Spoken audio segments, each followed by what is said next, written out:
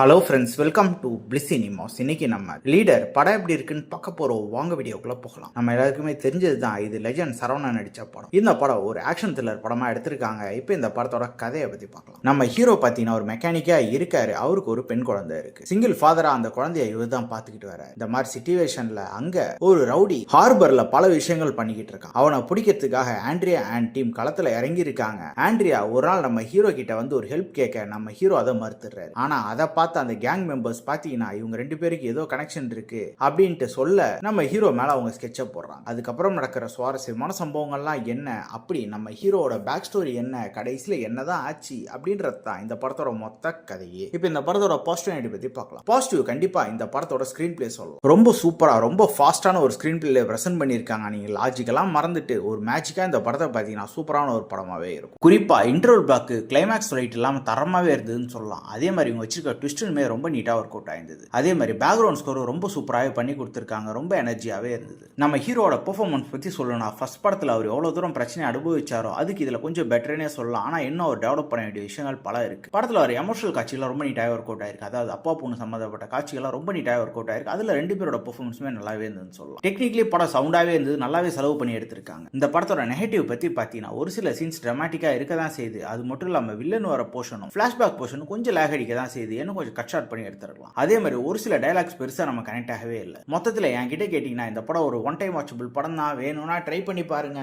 இந்த படத்துக்கு நம்மளோட ரேட்டிங் கேட்டீங்கன்னா 10க்கு 6 மார்க் கொடுக்கலாம். இன்னொரு வீடியோவில் சந்திக்கலாம். தேங்க்யூ.